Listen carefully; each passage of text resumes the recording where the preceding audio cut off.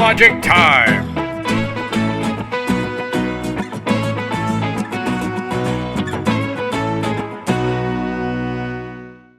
Hey everybody, and welcome to Field Trip Friday. Today we are out on beautiful Antelope Island in the Great Salt Lake, and we are here to learn about and think about the rocks that we can find out here. And I'm going to tell you a little bit about how we figure out how old they are.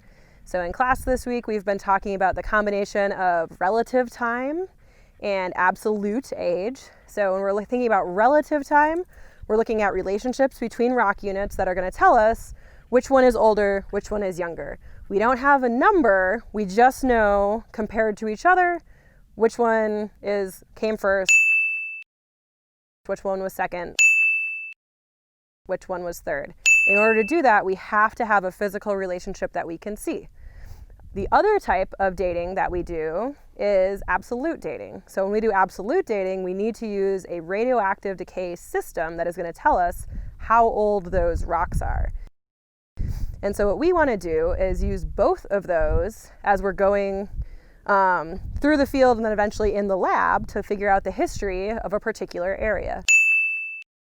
So out here on Antelope Island, we are currently hanging out in a unit called the Farmington Canyon Complex. So this is the same rock unit we talked about last week during our metamorphic discussion. And so this is a very old unit. It's one of the oldest units that we can find in northern Utah. You can find this rock out here on Antelope Island. We can also find it up in the Wasatch Front, in Bountiful, by Farmington, and even right behind Weber State University. And so as we move around in the field, we're going to look for cross-cutting relationships that we can find that are going to tell me about age relationships between different units that are out here.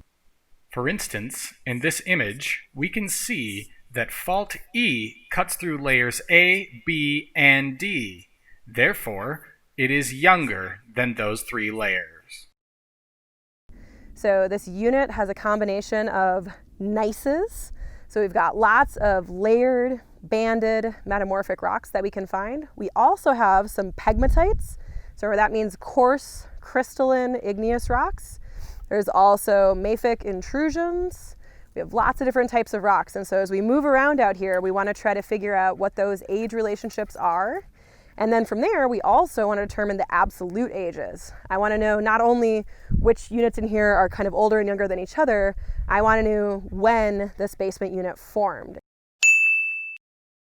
So in order to do that, we're going to have to break off chunks of this, bring it back to the lab, crush it, get little tiny grains out of it, and then we run those in a machine called a mass spectrometer to figure out the ratio of uranium to lead, and that's going to tell us the age. And so it's a lot of steps, but the first thing that we want to do is just kind of look around and try to find our cross-cutting relationships.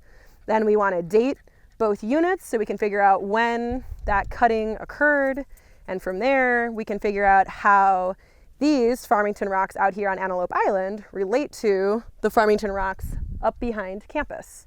And so that's what we do when we're working in the field and trying to understand the age of our rocks.